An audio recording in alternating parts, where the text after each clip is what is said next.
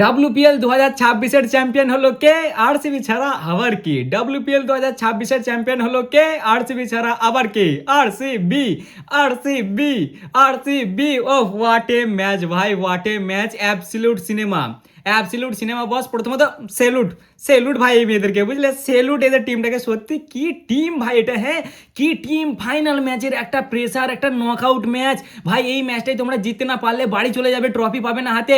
দেখে মনে হচ্ছিল এদেরকে, দেখে মনে হলো কোনো পার্সেন্ট কোনো চাপ আছে। ওরে বাপরে বাপ, প্রথমে যখন উইকেটটা পড়ে গেল আমি তো ভাবলাম যে চাপ হয়ে যাবে, চাপ হয়ে যাবে ভাই। 200 রান ফাইনালে, 200 রান মানে বিশাল ব্যাপার, কম নয়।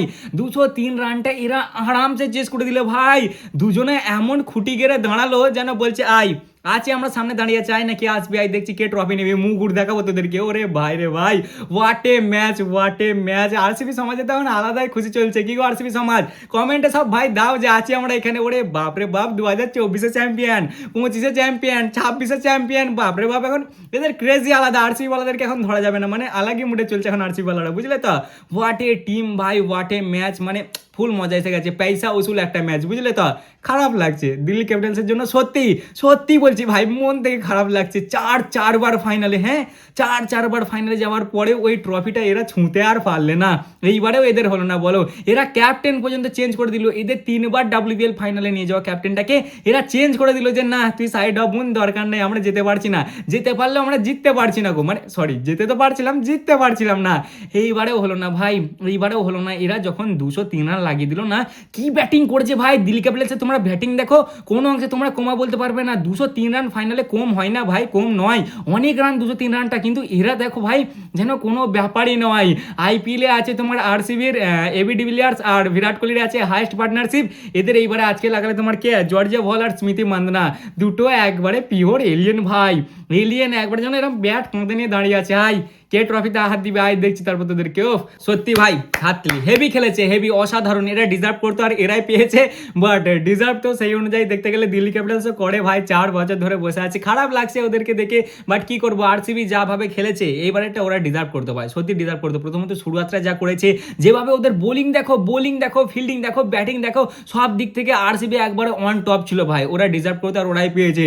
2টো ট্রফি হয়ে গেল ভাই, আরসিবির মেয়েদের 2টো ট্রফি, আর WPL এ তোমার আছে ইয়েদের মুম্বাই ইন্ডিয়ান্সের 2টো ট্রফি। বাবা এখানে সমান সমানে চলছে, ভালো এই IPL এ সমান সমানে না চলতে পারুক, বাট WPL এ পুরো কাঁধে কাঁধ মিলিয়ে চলছে। 204 রান হাইস্ট IPL এর চেস, সরি WPL এর হাইস্ট রান চেস, WPL এর ফাইনালে হাইস্ট রান চেস করে দিলে ভাই আরামসে, কোনো ব্যাপারই নয়। প্রথমে যখন উইকেটটা পড়লো না, এদের কে ছিল তোমার গ্রেস হ্যারিস, যেহেতু আর এক এদের ফিল্ড সল্ট ভাই, 9 রানে যখন আউট হয়ে গেল সেকেন্ড ওভারে, 7 বলে 9 রান বানিয়ে, আমি ভাবলাম এখান থেকে চাপ আছে, এখান থেকে চাপ আছে। আমার ভাই সত্যি কথা বলছি, মনের কোনো ফিল আসছিল যে হবে না মনে হচ্ছে, বুঝলে। এইবারে মনে হচ্ছে ফাইনালি তোমার ডিসি ট্রফিটা জিতেই যাবে এবার মনে হচ্ছে, কিন্তু না গুরু, আমার তো ভুল ভাবনা ওটা। স্মৃতি মান্দানা আর এই বিশেষ করে জর্জিয়ার ক্রেডিটটা আগে দিতে হবে, কারণ শুরুয়াত্রে করেছিল ভাই অজি ফর এ রিজন, মানে এদেরকে নকআউট ম্যাচ দেবে আর এরা সেখানে ঠাড়ো হয়ে দাঁড়িয়ে যাবে না, সেটা আবার হয় নাকি ভাই। জর্জিয়া ভল আর স্মৃতি মান্দানা, ওহ দুজনের পার্টনারশিপ জাস্ট আউটস্ট্যান্ডিং ভাই। 165 রানের পার্টনারশিপ করেছে, একবারে দেখার মতন, কোনো জানি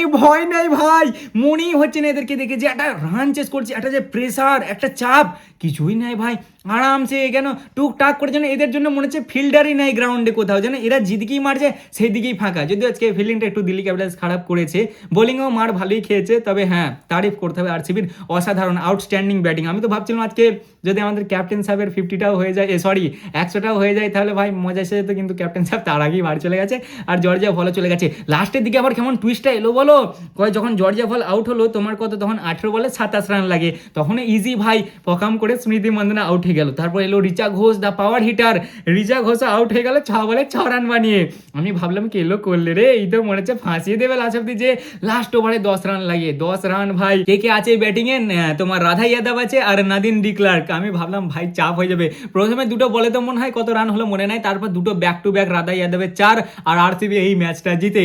এই একটা কথা বলো তো, তোমরা কেউ লক্ষ্য করেছো যখন রাধা ইয়াদব মারলো না উইকেটে, আলোটা জ্বলে উঠলো ভাই। আমি ওইটাই ফোকাস করছিলাম অনেকক্ষণ ধরে, যে ব্যাট লাগলো হিট উইকেট হলো, পা লাগলো নাকি ভাই তোমার কি বলো ওর নামটা, কিপারের গ্লাভস লাগলো, কেসটা বুঝতে পারলাম না ভাই। এরা ততক্ষণে সব একবারে গন্ডগোল করে সেলিব্রেশন করতে লেগে গেল, আর রিপ্লেও দেখালো না, আমি কিছু কেসটা বুঝতে পারলাম না। উইকেটের আলোটা কিন্তু জ্বলেছিল, আমি লক্ষ্য করেছিলাম ভাই। যাই হোক, আউটস্ট্যান্ডিং ম্যাচ, অসাধারণ ম্যাচ, দুটো ট্রফি হয়ে গেল আরসিবির কাছে ভাই। এর আগের বারে ডাব্লিউপিএল এর আইপিএল এর চ্যাম্পিয়ন আরসিবি, আর এইবারে ডাব্লিউপিএল এর চ্যাম্পিয়ন আরসিবি, মানে আরসিবির ভাই আলাগই চলছে।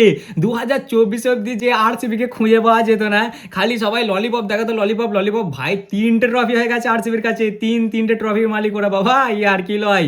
আউটস্ট্যান্ডিং খেলেছে ভাই, আউটস্ট্যান্ডিং। আর তার সাথে তারিফ করতে হবে দিল্লিওয়ালাদের। দেখো দিল্লিওয়ালারা কি বলবো ভাই, খারাপ তো লাগছে। আলটিমেটলি দিন শেষে এটাও তো আমার জামাইদারি, মানে জামাইদাদেরই তো টিম, কিন্তু কি আর করবো ভাই, কিছু তো আর করার নেই। এখন জামাইদা যেহেতু এখানে চলে আসছে, তাই আমি তো এমনিতেই জামাইদাকে সাপোর্ট করি। আর তাছাড়াও মন থেকে ভাই দিল্লি ক্যাপিটালসের জন্য খারাপ তো লাগছে।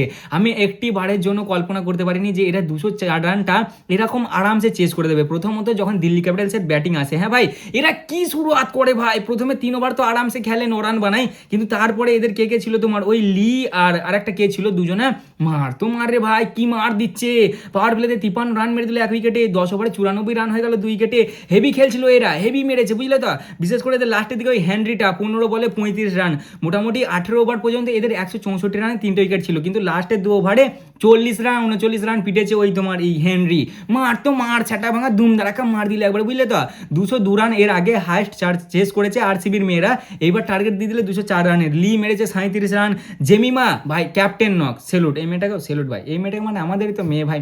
খারাপ লাগছে জেমিদি তোমার জন্য, কিন্তু কি করবো বলো, তোমার বেস্ট ফ্রেন্ডই তোমাকে হারিয়ে দিয়েছে। জেমিদি আজকে তোমার 32 বলে 50 রান মারে, 37 বলে 57 রান কমপ্লিট করে। তারপর লরা উডভার্ট, সেও ভালো খেলছিল। লরা উডভার্টই তো, হ্যাঁ ঠিক এটা লরা উডভার্টই ভাই, সাউথ আফ্রিকার ক্যাপ্টেন এটা।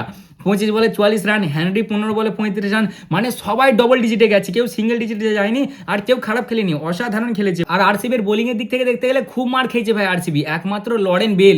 আরে এই দিদিকে তো স্পেশাল স্যালুট দিদি তোমাকে, লরেন বেল ভাই। এই মহিলা এলো, ন্যাশনাল ক্রাশ হলো, 2 দিনে 2 মিলিয়ন ফলোয়ার বাড়িয়ে নিল, ঠিক আছে।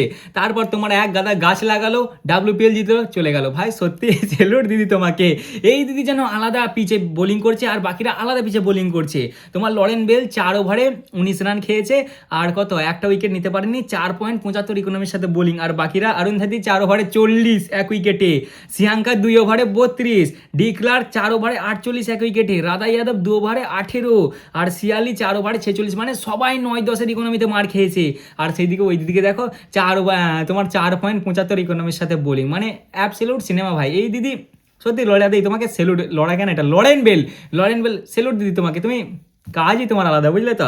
যাই হোক, তারপর আছে হ্যাঁ, আমি তারপর একটা স্ট্যাট দেখলাম যে 180+ রান বানালে নাকি দিল্লি হারে না, সাধারণত হারে না। এটা আমি দেখলাম যে 5 বার এখন অব্দি আর কি তোমার 180+ রান বানিয়েছে, 5 বারে জিতেছে। বাট আজকেরটা কপালে ছিল ভাই, কি আর করা যাবে। তারপরেই হ্যারিস আসে, 9 রানে আউট হয়ে যায়। আমি ভাবলাম চাপ হবে, এখান থেকে চাপ হবে। তারপরে স্মৃতি মান্দানা আর ওই জর্জিয়া ভল, ভাই এদেরকে দুজনকে 2 হাতে স্যালুট ভাই। ওরে বাপ রে বাপ, দুজনের মধ্যে কোনো প্রেসার নেই ভাই, ইজিলি আরামসে ব্যাটিং করেই যাচ্ছে, ব্যাটিং করেই যাচ্ছে, ব্যাটিং করেই যাচ্ছে, ব্যাটিং করেই যাচ্ছে। আমি বলছি আউট হবে ভাই, মনে মনে চাইছিল না যে আউট হোক, বাট একটা তো হয় যে একটা ইন্টেন্স ভাই ম্যাচ হবে, মানে দেখে মজা আসবে, লাস্ট ওভারে একটা থ্রিল হবে। এরা যে অনুযায়ী চালিয়ে আসছিল না, দুজনে মনে ছিল একতরফা জিতে যাবে, যেন দুজনেই মনে হচ্ছিল 100 মারবে, সে মারছে তো মেরেই যাচ্ছে।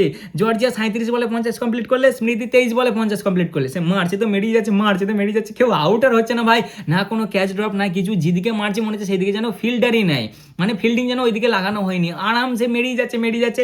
ফাইনালি জর্জিয়া যে আউট হয় তোমার 79 রান বানায় 54 বলে, আর আমাদের স্মৃতি 87 রান বানায় 41 বলে, একবারে অ্যাবসলিউট সিনেমা ভাই। বোলিং এর দিক থেকে দেখতে গেলে একমাত্র ওদের হেনরি 4 ওভারে 34 রান খেয়ে 2 উইকেট নিয়েছে, যে ব্যাটিংয়েও 15 বলে 35 রান বানিয়েছে, একমাত্র ওই টপ ক্লাস পারফরমেন্স দিয়েছে ওই দলের দিক থেকে। আর বাকি জেমিমা দিও ভালো খেলেছে, বাট কি করা যাবে ভাই, কপালে নেয় আর কি করবে বলো। তবে স্মৃতি দি সত্যি তারিফ করতে হবে, স্মৃতি দি তারিফ করতে দিয়ে আবার সেলুট করছি ভাই, মানে মাথা পাগল হয়ে গেছে এদেরকে দেখে বুঝলে তো। হেভি খেলেছে স্মৃতি দি, হেভি খেলেছে। প্রথমত ওয়ার্ল্ড কাপ উইনার, তারপরে আবার দেখো ডাব্লিউপিএল জিতে গেল 2 বার, আবার আজকে অরেঞ্জ ক্যাপটাও পেয়ে গেছে, মানে সবই ভালো যাচ্ছে, খালি ওই একটা জিনিসকে বাদে। আমার তো মনে হচ্ছে আমাদের স্মৃতি দি না আজকে ভাই ব্যাটিং করতে নেবে, ওই মালটার মুখটাই দেখতে পাচ্ছিল বুঝলে তো, ওই জন্যই দুমদারাকা পিট হচ্ছে, লে মার লে 6 লে 4 লে 6 লে 4, একবারে অ্যাবসলিউট সিনেমা ভাই। হেভি লেগেছে ম্যাচ, অসাধারণ হয়েছে। আরসিবি সমাজ তো এখন আলাদা লেভেলে চলবে আমি জানি, 2024 চ্যাম্পিয়ন, 25 চ্যাম্পিয়ন, 26 চ্যাম্পিয়ন, মানে ব্যাপারটাই আলাদা। আবার হাইস্ট সাকসেসফুল রান চেস তার সাথে, মানে ব্যাপারটাই আলাদা এদের বুঝলে। আবার এই ডাব্লিউপিএল ইতিহাসে প্রথমবার হয়েছে যে কোনো টেবিল টপার টিম ভাই জিতেছে, নাহলে সাধারণত টেবিল টপাররা জেতে না। যাই হোক, এদের কপালেই ছিল, আর কপালে দোষ দেবো না ভাই, মানে কপালের ওপর ঠেলে দেবো না পুরোপুরি, এরা খেলেছে ভালো, এরা ডিজার্ভ করে সত্যি। প্রথম থেকেই যাভাবে এদের টুর্নামেন্টটা শুরুয়াত হয়েছে না, সত্যি এরা ডিজার্ভ করতো। বিশেষ করে এদের টিমটা দেখো ভাই, বোলিং দেখো, ব্যাটিং দেখো, যেমন পাওয়ার হিটিং আছে সেরকমই এদের কাছে, মানে একবারে যেমন ছেলেদের টিম সেরকমই মেয়েদের টিম ভাই, একবারে সেম সেম, বুঝলে তো। যাই হোক, এরা ডিজার্ভ করতো, এরাই পেয়েছে। বাকি দিল্লির জন্য মন থেকে খারাপ তো লাগছে ভাই, বুঝলে। তাই ছিল আজকের ভিডিও, কেমন লাগলো অবশ্যই জানাবে, ভালো লাগলে লাইক কমেন্ট শেয়ার অবশ্যই করবে, আর তোমাদেরকে কেমন লাগলো ম্যাচটা সেটাও কমেন্টে অবশ্যই জানাবে। তো আজকের জন্য এতটাই, দেখা হচ্ছে আবার পরের ভিডিওতে, চলো ততক্ষণের জন্য টাটা।